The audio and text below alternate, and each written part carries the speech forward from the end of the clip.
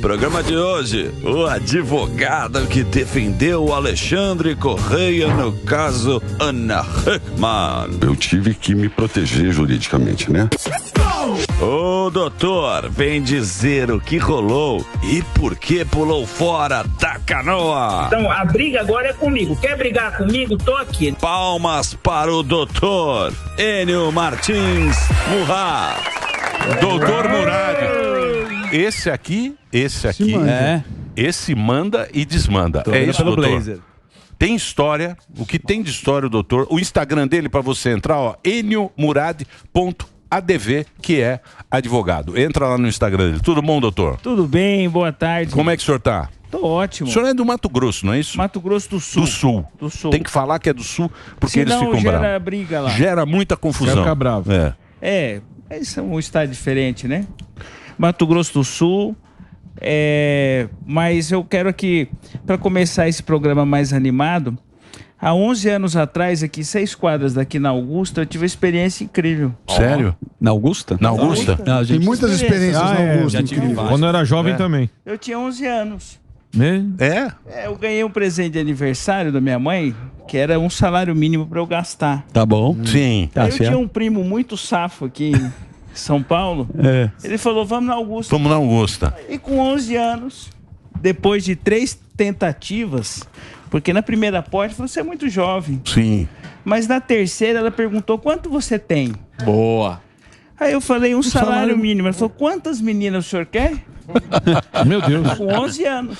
Tá vendo só? Então, assim, a minha última experiência aqui perto foi na Augusta. Na tia Olga. Opa. Pois em Tieta. Eu morava no interior do Mato Grosso do Sul, uma cidade de 5 mil habitantes, pra você entender, né? Aí eu, com 11 anos, a hora que eu cheguei na Augusta, tinha as placas assim, Relax for Men. Sim. Me senti um homem. Claro. Completo e realizado. E o sorriso depois. Mas isso era importante, né? R$5 mais o uísque. Né? Era aquele rito de passagem. Iniciação. Hoje Me em dia- carregaram no colo. Claro, claro. Ô, doutor, me fala uma coisa. Isso aí. A sua equipe continua com o Alexandre, não é? Você não saiu do caso. Vamos explicar isso. Explica esse caso isso direitinho, bem, porque né? esse... Que deu a falsa impressão que eu abandonei o Alexandre, mas não é bem isso. Durante 150 dias eu trabalhei para o Alexandre, inclusive eu montei um bunker aqui em São Paulo para atender exclusivamente o Alexandre. Me dediquei exclusivamente a essa causa por 150 dias. E hoje quem atende a causa é minha prima e minha parceira de escritório, doutora Diva Carla, conhecida como advogata, né? Uma loira linda, maravilhosa. Estão sentindo falta do carequinha, mas ela é mais bonita que eu. Mas você defendeu bem ele. Bem, e o doutor Sergue também. Então, assim, o meu escritório ainda atende ele. Entendi. Com exceção do processo do DEIC, Tá. né? Porque nós estávamos recebendo uma ameaça. Então, aí, de quem você recebeu a ameaça? É pública na rede social, por Instagram, por Facebook. Então, a partir do momento que nós começamos a vencer, na verdade, eu fiz algumas entrevistas que viraram recortes, principalmente no Redcast. Sei. A minha entrevista do Redcast com os recortes foi superior a 4 milhões de visualização. Entendi. Porque ele fez recortes, né? Então, se cada recorte, 200 mil, 300 mil visualização. E a minha imagem ficou muito forte, nesse caso, a partir dessa visualização forte. Aí, nessas entrevistas, eu comecei a receber ameaça de tudo quanto é tipo. Inclusive, quanto à minha sexualidade, quanto ao meu trabalho de advogado, inclusive me ameaçando de me representar na ordem e ameaça de morte, inclusive pelo WhatsApp. Caramba. Então, assim, mas isso explodiu de uma forma assim, era 30, 40 ameaças por dia. Quando você verificava o perfil, né, eram falsos. Então, o perfil robôs, daquelas eram robôs. Pessoas que criaram. Como é que vai? Tem alguém atrás, né? Ô, doutor, você que é um advogado e você que é um cara atuante, é um cara inteligente, é um advogado de primeira linha. Pra onde vai isso, hein? Pra onde o senhor acha que vai isso? Que tá essa briga agora, né? De todo mundo falar das redes sociais, direito amplo, direito de expressar opinião. Pra onde vai isso? Olha, tem um filme que chama Guerra dos Heart. Não sei se você já assisti. É o casal. Assisti. Né? Então, o que nós estamos vendo é um estado de beligerância sem fim. Não tem fim isso. E, com todo respeito ao casal, virou um barraco de gente rica. Por isso que tem tanto apelo nas mídias, né? Inclusive, eu me afastei disso porque virou um barraco além das ameaças. Então, saiu do controle. Nós estamos aí há 4 meses aonde as vísceras desse casal estão sendo expostas por ambos. Família, filho, tudo, né? A exposição... Uma esculhambação sem fim. Eu ia te perguntar nesse sentido. Pois não. Que loucura, né? O Feltrin, que fez várias matérias sobre. O Feltrin é um jornalista. É um jornalista, ele foi da Folha ou do UOL. Ele foi da Folha há muitos anos. No UOL. Tem um canal dele. Se ele ainda tá e tem o canal dele no YouTube. E ele tem dado várias informações sobre o caso. E há alguns dias ele levantou um negócio que ele acho que tem uma proximidade com o Alexandre, que eles eram um casal muito liberal, meu amor. Que eles faziam festas onde o celular era proibido, viu, Daniel? Que você que faz isso. Daniel gosta disso. Eu gosto. Passa uma grande casa lá. dele tem a caixinha do celular. E aí fica um pouco complicado, porque assim, se eles eram muito liberais, talvez a acusação de traição, se é que ocorreu, fique sem sentido, né? Não. Porque se eram muito loucos. Eu queria saber se isso chegou a estar no caso, essas festinhas muito liberais. Bom, primeiro, eu quero deixar claro que, infelizmente, eu não fui convidado para a festa. Por enquanto, você não sabe. Advogado meninão. Por enquanto, né? Por enquanto, eu não fui convidado para a festa. O que eu lamento, porque eu poderia dar mais detalhes muito mais do que ocorreria na festa. Eu entendo que isso, na verdade, demonstra onde que chegou a pauta. Sim. Certo? Por que chegou nessa pauta? Porque assim, a mulher está acusando o marido de viciado. O outro está acusando de adúltera. Então, quando o Feltrin traz isso a público, que era um casal liberal, faz com que o discurso moralista de ambos caia por terra. Então, assim, na verdade, o Feltrin, que é um jornalista independente, e com certeza o Alexandre não gostou do que ele fez, desse trabalho, mas o Feltrin fala, eu sou independente, né? Então, eu achei que o Alexandre que tinha municiado. Não, na verdade o Feltrin perguntou pro Alexandre. Não, o Feltrin tentou ouvir as duas partes. Ouviu as duas partes, né? Que é o que todo jornalista deve fazer. É isso aí. Ele ouviu... Mas assim, segundo o Feltrin, ele expôs isso para tentar amenizar a situação de que o Alexandre para mostrar que os dois, né, tinham uma vida bem solta, bem festiva. O que causa uma estranheza, inclusive, é porque eles pareciam um casal muito unido, né? Sim. E de repente aconteceu tudo isso. Então, quanto ao adultério, não sei se tem regra nesse tipo de relação, se sai com um, se sai com outro, mas assim, houve uma traição entre o casal. Sim. Né? Quem está falando isso não sou eu, é toda a mídia, é o Alexandre. Então houve uma talaricagem aí por parte do sorveteiro, né? O amigo sorveteiro. O amigo de 20 anos. O amigo Sei. de 20 anos. Eles negam. Eles Os negam. 20 anos de amizade? Não, eles negam que negam no houve vídeo. sorvetada. A amizade ocorria. Amizade é uma coisa. Não, mas sem ser hipócrita, né? Porque uma das ameaças foi: você nunca foi santo, agora você está aí pondo de moralista. O que importa isso, doutor? A disputa não deveria ser de partilha de bens, nome da empresa, metade partilha. Não fica muito nesse e se esquece da partilha de bens. Mas você falou aí a palavra mágica. E até o entrevistado anterior usou essa expressão cortina de fumaça. Enquanto está todo mundo distraído com isso, existe 40 milhões de execução e 25 credores abandonados. Que é o que deve a empresa. Então isso tudo é uma cortina de fumaça, né? Porque vamos aqui deixar claro que quem jogou isso em público não foi o Alexandre, foi o Domingo Espetacular. Exato. Isso. Quem levantou a lona do circo, quem montou o picadeiro foi a Ana Hickman e a Record. Exatamente, na primeira entrevista. Sim, só que agora chegou num nível que virou tudo essas acusações, talaricagem, a questão do Sodoma e Gomorra lá que foi relatado, eu não participei, como eu disse, mas esqueceram de falar do óbvio. Quem é que vai pagar a conta? Hoje tem, então, 40 milhões do casal rodando na praça, que ficou em quinto plano. Ninguém se fala disso. Então, a cortina de fumaça, até se não me engano, ontem, hoje, foi penhorado o salário da Ana Hickman, mas foi penhorado por quê? Ela assumiu a administração das empresas no dia 16 de novembro de 2023. E desde lá ela não paga mais nada.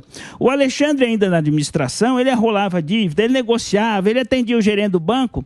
E desde que a Ana assumiu, ela adotou a seguinte tese: eu não devo nada, tudo é o Alexandre, mas a parte do lucro é minha. Então a tese da Ana Hickman é que ele fica com as contas... Ele e ela fica com a dívida, e ela com todos os bens. Essa é a tese que ela tenta implantar por meio do que eu chamo de golpe Maria da Penha. Deixa eu fazer o break rapidinho. Doutor Enio, hein? Isso aqui é bom, hein? eniomurad.adv para você seguir nas redes sociais. A gente está conversando aqui, ele fez aí o trabalho ele foi advogado, continua com a prima dele, continua sendo advogada do Alexandre. Isso. Então eu vou fazer o break rapidinho só para a Rede Rádio, a gente continua nas plataformas. Reginaldo, é com você. Que coisa, né, doutor? Que história. Mas é que a mídia gosta disso, né? Da audiência. Sim. Mas é porque os atores não termina essa... tudo isso, eles colaboraram e colaboram ainda para ser uma coisa midiática, concorda? Eles estão se expondo. Quem alimenta a mídia é o casal. Eles que se... É o casal. Num primeiro momento, Ana Hickman. Né? No segundo momento, o Alexandre. E aqui eu não estou fazendo uma crítica, porque se você é acusado publicamente, você tem o direito de se defender publicamente. Sim. Igual aconteceu com o Márcio Smelling. Ele foi acusado publicamente, na hora de se defender publicamente, não aceitaram. Então, assim, a Ana Hickman teve todo o apoio da mídia, né? E ela tem aí uma suposta fé pública da mídia, porque tudo que ela fala, acreditam. Embora ela tenha acusado o marido há 150 dias de que ele roubou, ela nada provou. Mas você que desmontou essa tese. Eu que desmontei. Na verdade, eu até me afastei da causa, porque eu considero que nós já vencemos. Isso aqui não é arrogância. Ela não provou, ela não provou que ele roubou. É um fake news. A agressão dela, eu convido vocês a assistir de novo o Domingo Espetacular, você vai observar que ela se contradiz 3 vezes na entrevista de como essa agressão ocorreu. Ninguém nunca viu machucado no braço da Ana Hickman. Ninguém nunca viu. Eu faço um desafio público que uma pessoa me mostre uma fotografia do suposto machucado da Ana Hickman. Corpo de delito não foi feito? O exame de corpo de delito foi feito com 11 dias de atraso e sem a presença dela. Então, como que é possível um médico laudar isso? Por Skype? É por telefone. Foi feito por telefone e não tem fotografia.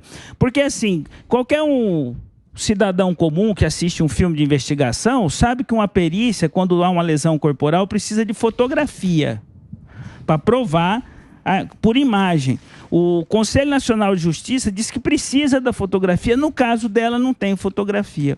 Então, a única pessoa no mundo que viu a agressão da Ana Hickman foi ela mesma, porque ninguém viu. Eu tenho um papel, vou fazer um papel aqui da Ana Hickman, né? Sim. Primeiro, teve um assédio que pode ser não físico, mas ela fala que é violência psicológica. Que ela coloca isso. A outra, o estelionato dele não ter nunca falado que ele administrava a conta dela e entrou nessa dívida. É o que ela fala. Sim, eu tô rindo porque é um pouco confuso isso. Vamos lá. Quer acrescentar mais um? Violência emocional, psicológica, né? Ela disse publicamente que durante a vida toda, os 25 anos, ela foi agredida dessa forma pelo marido. Inclusive, ela usou um reality show roteirizado, montado por ela, onde ele fazia o personagem de vilão, para tentar provar isso. Pois bem, se houve ou não violência psicológica, somente um exame psicossocial, uma perícia, pode comprovar isso. Porque como é que eu comprovo se houve uma violência psicológica no Brasil? Não é por meio de achismo, não é por meio de rede social. É por meio de um exame pericial que eu chamo de psicossocial, onde a pessoa é feita, uma avaliação para ver se realmente houve essa violência psicológica. Então, essa violência psicológica, até agora, eu não vi nenhum processo, nenhum laudo nesse sentido. Nem existe laudo nenhum dizendo que ela sofreu mas na Maria da Penha, a mulher falou, a palavra da falado. vítima. Falou, tá falado. Nós vamos falar disso. Que é onde ele caiu, né? E sobre o estelionato. É o país da piada pronta. Vamos explicar uma coisa para todo brasileiro. Não sei se eu vou fazer um desserviço ou um serviço, mas no Brasil, o artigo 181 do Código Penal brasileiro diz o seguinte, que não existe crime patrimonial entre marido e mulher. Sim. Que não existe estelionato entre marido e mulher. Então, o meu ex-cliente, ele está sendo acusado, inclusive, de um crime que não existe. Então, ainda que ele tivesse fraudado, desviado, quando você é casado em regime de comunhão parcial de bens, não há esse tipo de crime.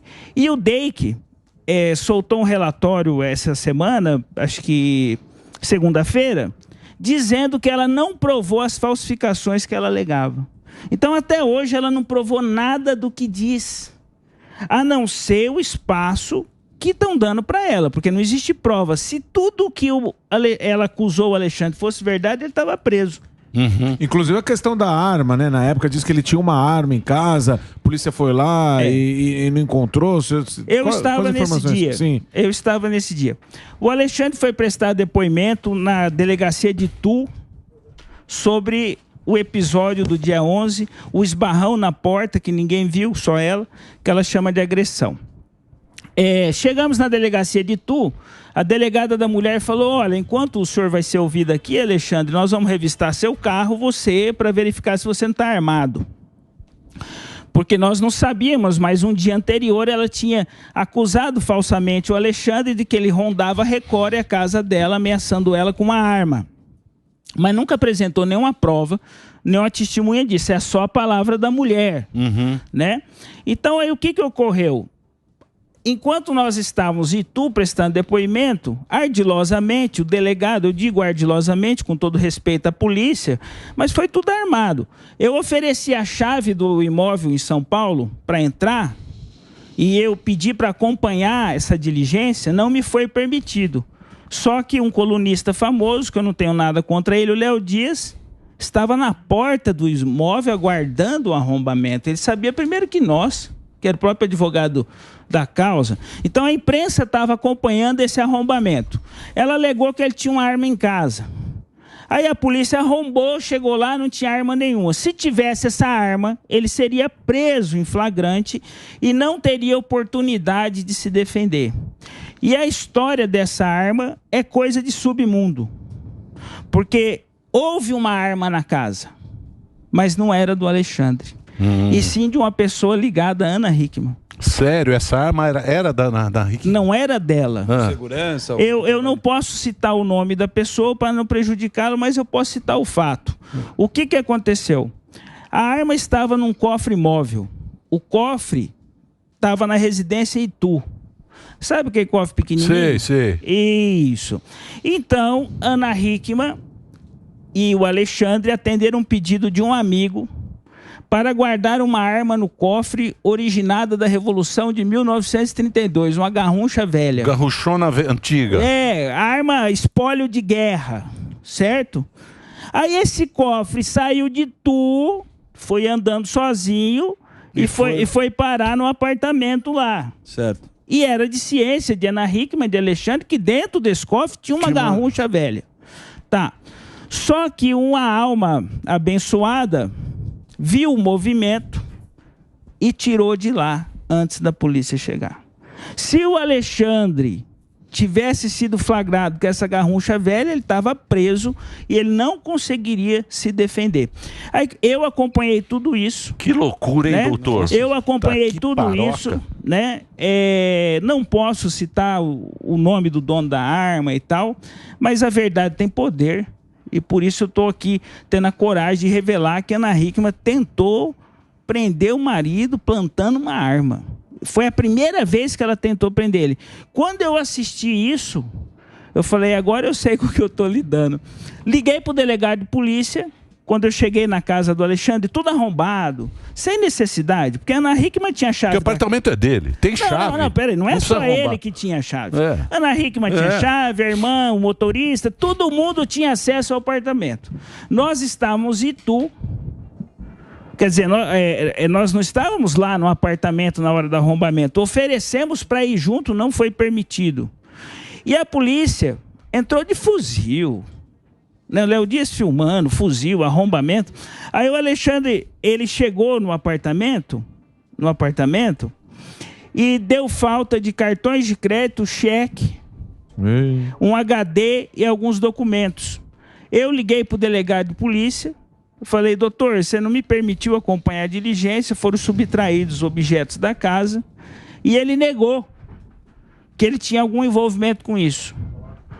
E eu comecei a discutir com o delegado e dizer, eu vou ter que registrar uma ocorrência policial contra o senhor, porque sumiu objetos da casa e material que não era objeto de busca e apreensão e a polícia não me permitiu acompanhar aquela diligência, o que é ilícito e ilegal. Pois bem, por incrível que pareça, e por isso que eu abracei essa causa com tanta garra, eu ali lutando com o delegado para saber da verdade, alguém ligado a mim recebe uma ligação da Ana Hickman e eu estava ao lado. Porque eu conheço a Ana Hickman há 15 anos, já advoguei para ela, já fui advogado, já defendi a Ana Hickman, já defendi as empresas, dizendo o seguinte, que era para eu parar de peitar o delegado, porque foi ela que determinou que aquilo acontecesse. Para eu me afastar do caso, que o Alexandre já estava perdido, não tinha mais solução.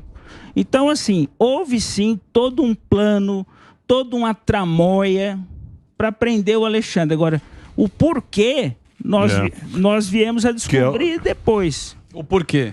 O porquê? Porque ela já tinha uma relação adúltera, precisava assumir essa relação, ela precisava destruir a imagem do marido para dar o golpe na praça, porque ela usou a seguinte estratégia.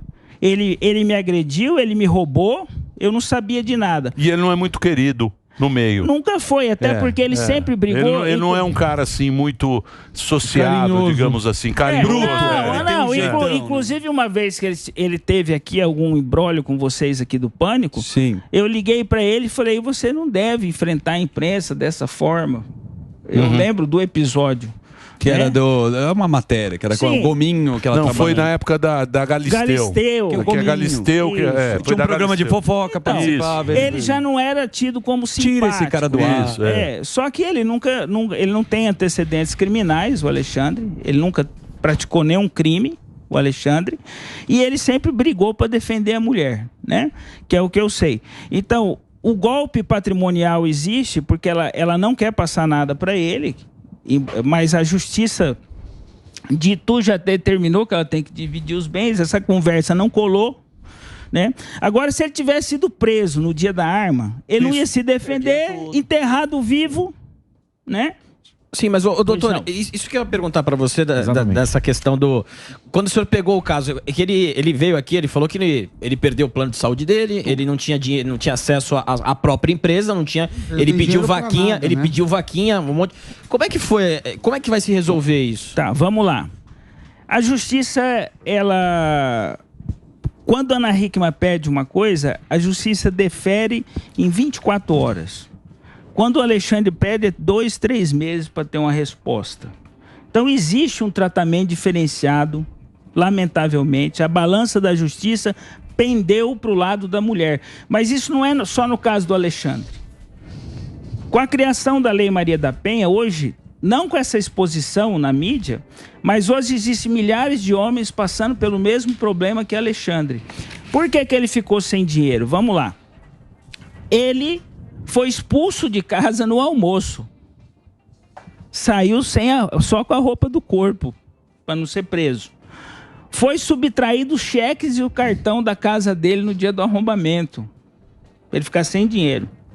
E ela, usando a Lei Maria da Penha, com a medida protetiva, impediu a entrada dele nas empresas. Ele não tinha reservas, não tinha dinheiro guardado, ele não desviou dinheiro nenhum.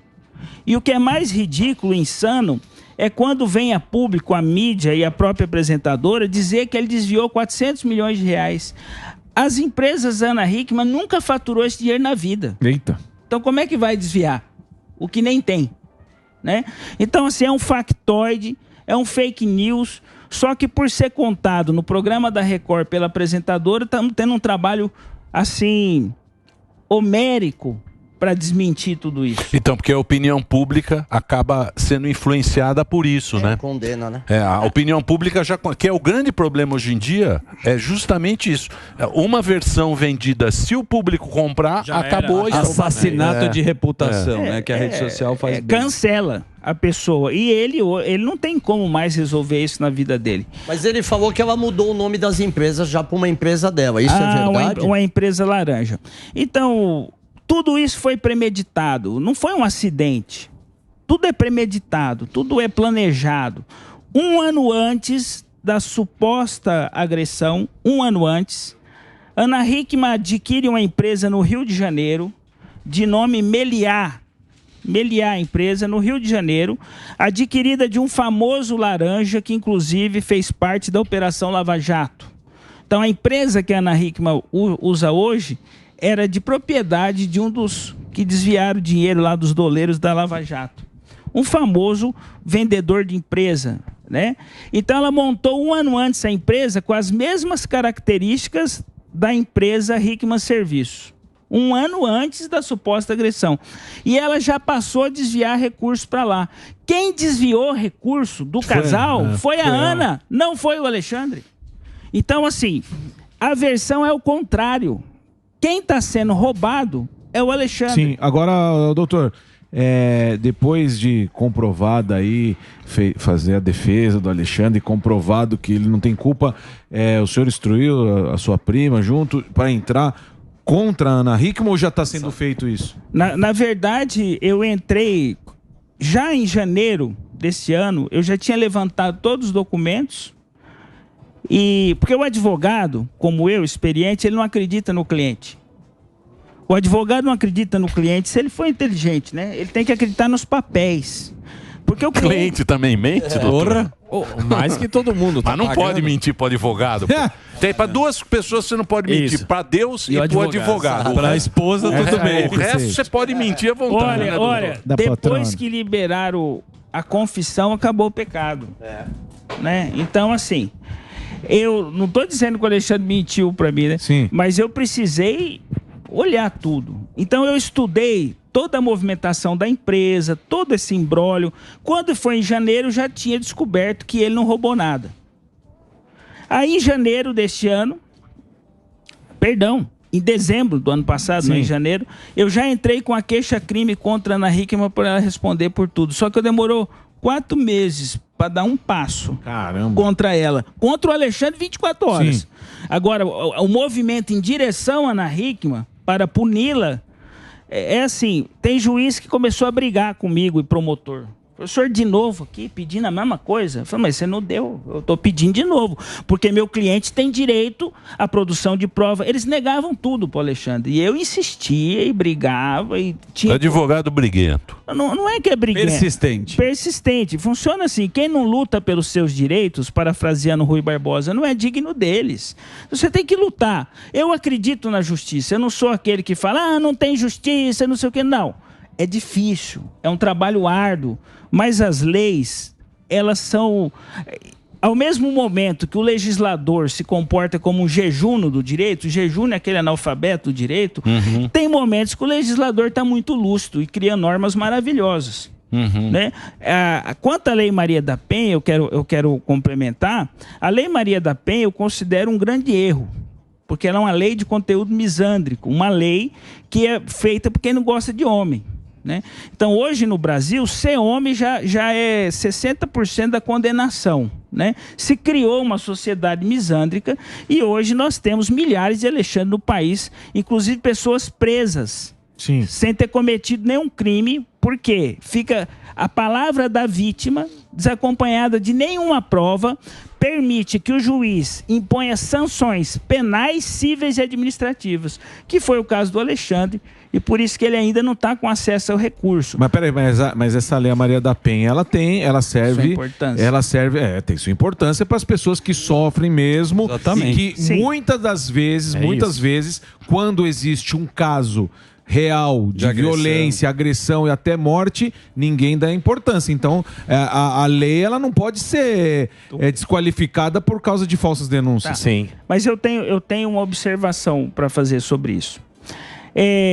As medidas penais que estão previstas na Lei Maria da Penha, é possível aplicá-las sem a lei, com exceção daquele ponto, só a palavra da vítima. Aí só lá. Então, assim, o Código de Processo Penal brasileiro permite medidas cautelares independentemente da Lei Maria da Penha. Só que o que a Lei Maria da Penha criou de especial é, por exemplo, uma vez começou a denúncia, não pode retroagir. Uma mulher que ingressa com uma representação dessa natureza, ela não pode depois voltar atrás. Quanto à medida protetiva, eu posso voltar atrás, mas quanto ao processo, não. Sim. Então, assim, é claro que a lei não é toda condenável, mas ela não era necessária, porque um país, ele passa a ter dignidade quando ele precisa de menos lei, não de mais lei. Mas ninguém cumpre as que tem e elas não servem a maioria. Mas você acha que um facínora está preocupado com lei? Não está preocupado, Não, mas se não tiver a lei, vão ter mais facínoras. O problema dessa lei é que a mulher pode acusar você sem provas. Sem prova e não acontece nada com ela. Tinha que corrigir essa Isso tem que corrigir. Ela pode chegar lá, tua mulher, ela pode inventar, dizer, que está acontecendo isso. Ele vai ser condenado por uma coisa que talvez nem tenha feito. Só a palavra dela já vai. Então, mas aí não tem... Eu sei, mas é uma discussão. Tá bom, mas na lei também não tem o lance da falsa acusação? Não, todo mundo que praticar uma falsa comunicação de crime vai responder. Pois é, então vai responder. Mas existe uma jogada para a mulher não responder. É uma jogada que elas fazem. O que ela faz? Ela entra com a medida protetiva. Aí, a medida protetiva, ela é concedida. 6 meses. Aí renova, mais 6. Aí ela desiste da medida protetiva, Ela desiste da medida protetiva e o processo não é julgado. Aí não fica provado quem está certo ou quem está errado. Porque eu posso pedir somente uma medida protetiva e não acusar de outras coisas. Então, às vezes, tem pessoas que ficam 2, 3 anos sob medida protetiva. Mas agora, nesse caso do Alexandre, ele pode entrar, porque ela acusou de agressão, de roubo, de tudo mais. E era a questão inicial que a gente começou. O senhor está fazendo isso? Já fizemos isso. Já fez em dezembro. Já fizemos. Mas o que eu quero falar? Primeiro que eu não defendo agressor, estuprador. Tá maluco, claro. Tô fora. Lógico. Tô fora. Se eu verificasse que o Alexandre fosse um agressor, ele não contaria com a minha defesa. Só que eu tinha 5 pessoas no dia. Alexandre, 2 funcionárias, Ana Hickman e Alezinho. E o filho, né? O filho. Das 5 pessoas, só a Ana viu a agressão. Só foi pra ela. Tem nem testemunho. Agora, doutor, só ela. Eu ia só perguntar se ela tem chance de ser presa na sua leitura, a Ana Hickman, por ter supostamente feito uma falsa denúncia. Olha, no Brasil, infelizmente, que tem muitos recursos, demora para ser punido. Porque tem recursos e recursos. Mas assim, ela tem chance sim de ser presa porque ela cometeu vários crimes. Um deles foi acusar o Alexandre, junto com o Talarico, de falsa quebra de medida protetiva. Ele não gosta que chama de talarico. Mas é advogado e você pode se defender. O juiz autorizou. O juiz autorizou. Autorizou? O juiz autorizou. Então é talarico. É talarico. Inclusive o Ratinho chamou ao vivo no programa de talarico. Talarico nunca foi o seguinte. Deixa eu passar o Instagram do Dr. Enio. Dr. Enio tem muita história, hein? Você tem muita história, hein? Você já fez muito pelo direito. doutoreniomurad.adv é um Instagram do Dr. Enio. Obrigado pela sua presença aqui no Pânico na Jovem Pan. O papo foi muito bacana.